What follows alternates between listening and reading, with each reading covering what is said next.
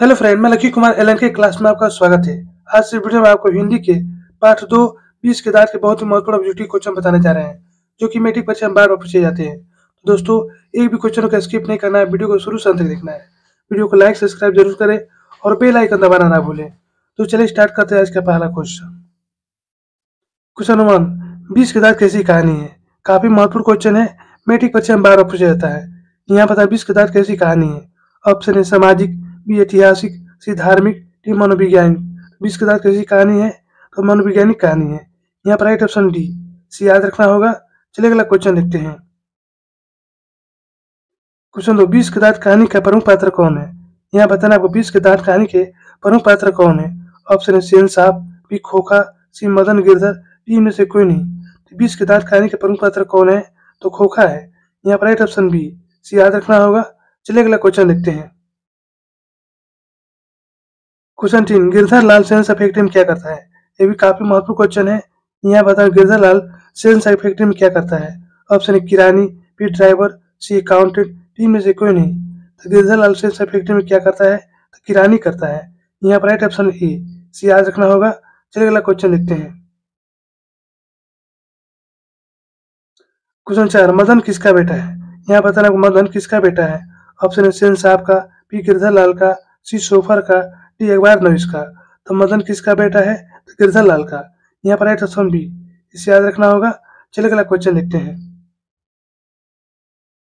Question 5, Nalin बिलोचन शर्मा के पिता का नाम क्या है? ये भी काफी महत्वपूर्ण क्वेश्चन है। यहाँ बताना नलिन बिलोचन शर्मा के पिता का नाम क्या है। ऑप्शन है राम अवतार शर्मा, बी रामजी शर्मा, सी अर्जुन शर्मा, डी महेश शर्मा। तो नलिन बिलोचन शर्मा के पिता का नाम क्या है? तो राम अवतार शर्मा। यहाँ पर राइट ऑप्शन ए, से याद रखना होगा। चलिए अगला क्वेश्चन देखते हैं। क्वेश्चन 6, 20 के दांत पाठ की विद्या क्या है? ये भी काफी महत्वपूर्ण क्वेश्चन है। यहाँ बताना 20 के दांत पाठ की विद्या क्या है। ऑप्शन है निबंध, बी व्यक्ति चित्र, सी कविता, डी कहानी। तो 20 के दांत पाठ की विद्या क्या है? तो कहानी है। यहाँ पर राइट ऑप्शन डी, से याद रखना होगा। चलिए अगला क्वेश्चन देखते हैं। क्वेश्चन 8, 20 के दांत समाज की किस वर्ग की मानसिकता को उजागर करती है? यहाँ बताना 20 के दांत समाज की किस वर्ग की मानसिकता को उजागर करती है। ऑप्शन उच्च वर्ग, बी निम्न वर्ग, सी मध्य वर्ग, डी निम्न मध्य वर्ग दोनों। तो 20 के दांत समाज की किस वर्ग की मानसिकता को उजागर करती है? तो मध्य वर्ग की। यहाँ पर राइट ऑप्शन सी, से याद रखना होगा।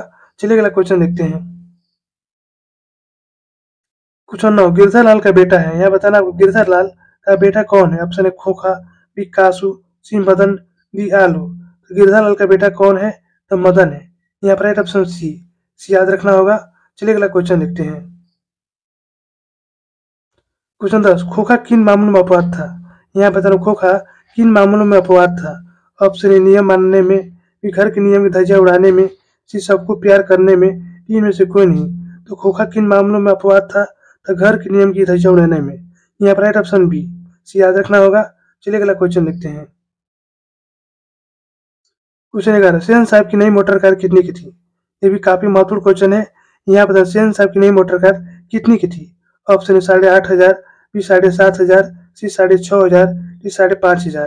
सेन साहब की नई मोटर कार कितनी की थी? तो 7,500 की। यहाँ पर राइट ऑप्शन बी, इसे याद रखना होगा। चलिए अगला क्वेश्चन देखते हैं। क्वेश्चन 12, सेन साहब अपनी बेटी खोखा को क्या बनाना चाहते थे? ये वीवीआई क्वेश्चन है, मैट्रिक परीक्षा में 12 पूछा जाता है। यहाँ बताना सेन साहब अपनी बेटे खोखा को क्या बनाना चाहते हैं। ऑप्शन है डॉक्टर, बी खिलाड़ी, सी बिजनेसमैन इंजीनियर, डी पत्रकार। सेन साहब अपने बेटे खोखा को क्या बनाना चाहते हैं? तो बिजनेसमैन इंजीनियर। यहाँ पर राइट ऑप्शन सी याद रखना होगा। चलिए अगला क्वेश्चन देखते हैं। क्वेश्चन 13, मदन और कासू के बीच झगड़े का क्या कारण है? ये भी काफी महत्वपूर्ण क्वेश्चन है। यहाँ बताना मदन और कासू के बीच झगड़े का क्या कारण था। ऑप्शन है पहलवानी, बी ईर्ष्या, सी लड्डू खेलने की ललक, डी साइकिल की सवारी। तो मदन और कासू के बीच झगड़े का क्या कारण था?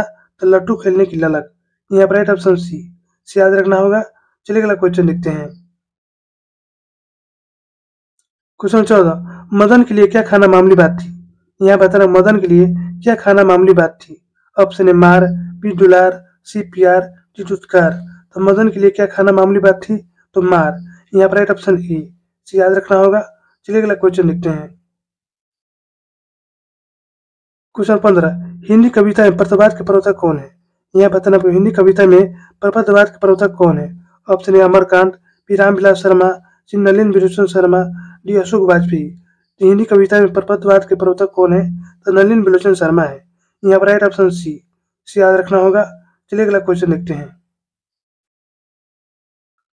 क्वेश्चन 16, नलिन विलोचन शर्मा का जन्म कब हुआ था। भी काफी महत्वपूर्ण क्वेश्चन है, मैट्रिक परीक्षा में बार बार पूछा जाता है। यहाँ बता रहा हूँ नलिन विलोचन शर्मा का जन्म कब हुआ था। ऑप्शन 18 फरवरी 1916 में, फिर 2 फरवरी 1907 में, सी 22 अप्रैल 1925 में, फिर 10 अक्टूबर 1912 में। तो नलिन विलोचन शर्मा का जन्म कब हुआ था, तो 18 फरवरी 1916 में। यहाँ पर राइट ऑप्शन ए सी याद रखना होगा। चलिए अगला क्वेश्चन देखते हैं। क्वेश्चन 17, नलिन विलोचन शर्मा का जन्म कहाँ हुआ था। यहाँ बताना आपको नलिन विलोचन शर्मा का जन्म कहाँ हुआ था। ऑप्शन ए पटना में, बी मुजफ्फरपुर में, सी वैशाली में, डी समस्तीपुर में। तो नलिन विलोचन शर्मा का जन्म कहाँ हुआ था, तो पटना में। यहाँ पर राइट ऑप्शन ए सी याद रखना होगा। चलिए अगला क्वेश्चन देखते हैं। क्वेश्चन 18, आलोचकों के अनुसार प्रयोगवाद का वास्तविक प्रारंभ किनकी कविता से हुआ। यहाँ बताना आपको आलोचकों के अनुसार प्रयोगवाद का वास्तविक प्रारंभ किनकी कविता से हुआ। ऑप्शन हजारी प्रसाद द्विवेदी, बी नलिन विलोचन शर्मा, सी अमरकांत, डी अशोक वाजपेयी।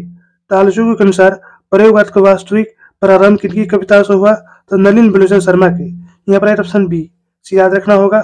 चलिए अगला क्वेश्चन देखते हैं। क्वेश्चन 19, झोपड़ी वाले और महल वाले की लड़ाई में अक्सर कौन जीतते हैं। यहाँ बताना आपको झोपड़ी वाले और महल वाले की लड़ाई में अक्सर कौन जीतते हैं। ऑप्शन ए झोपड़ी वाले, बी महल वाले, सी दोनों, डी में से कोई नहीं। तो झोपड़ी वाले और महल वाले की लड़ाई में अक्सर कौन जीतते हैं, तो महल वाले। यहाँ पर राइट ऑप्शन बी सी याद रखना होगा। चलिए अगला क्वेश्चन देखते हैं। क्वेश्चन 20, मोटर को खतरा हो सकता है तो किससे हो सकता है। यहाँ बताना मोटर को खतरा हो सकता है तो वो किससे हो सकता है। ऑप्शन ए खोखा, बी मदन, सी सीमा, डी शेफाली। तो मोटर को कोई खतरा हो सकता है तो किससे हो सकता है, तो खोखा से। यहाँ पर राइट ऑप्शन ए सी याद रखना होगा। चलिए अगला क्वेश्चन देखते हैं। क्वेश्चन 21, खोखा के दो दांत किसने तोड़ डाले। ये भी काफी महत्वपूर्ण क्वेश्चन है, मैट्रिक परीक्षा में बार बार पूछा जाता है। यहाँ बताओ खोखा के दो दांत किसने तोड़ डाले। ऑप्शन ए कासू ने, बी मदन ने, सी गिरधर लाल ने, डी सेन साहब ने। तो खोखा के दो दांत किसने तोड़ डाले, तो मदन ने। यहाँ पर राइट ऑप्शन बी सी याद रखना होगा। चलिए अगला क्वेश्चन देखते हैं। क्वेश्चन 22, सेन साहब की नई मोटर कार किस रंग की थी। यहाँ बताना आपको सेन साहब की नई मोटर कार किस रंग की थी। ऑप्शन ए सफेद, बी काली, सी नीली, डी लाल। सेन साहब की नई मोटर कार किस रंग की थी, तो काली रंग की। यहाँ पर राइट ऑप्शन बी सी याद रखना होगा। चलिए अगला क्वेश्चन देखते हैं। क्वेश्चन 23, सेन साहब की नई मोटर कार के पिछले बत्ती का लाल शीशा किसने चकनाचूर किया था। यहाँ बताना आपको सेन साहब की नई मोटर कार के पिछले बत्ती का लाल शीशा किसने चकनाचूर किया था। ऑप्शन ए मदन ने, बी कासू ने, सी सोफर ने, इनमें से कोई नहीं। तो सेन साहब की नई मोटर कार की पिछले बत्ती का लाल शीशा किसने चकनाचूर किया था, तो कासू ने। यहाँ पर राइट ऑप्शन बी इसे याद रखना होगा। चलिए अगला क्वेश्चन देखते हैं। क्वेश्चन 24, सेन साहब की आंखों का तारा कौन था। ये भी काफी महत्वपूर्ण क्वेश्चन है। यहाँ पर सेन साहब की आंखों का तारा कौन था। ऑप्शन ए कार, बी खोखा, सी खोखी, इनमें से सभी। सेन साहब की आंखों का तारा कौन था, तो खोखा था।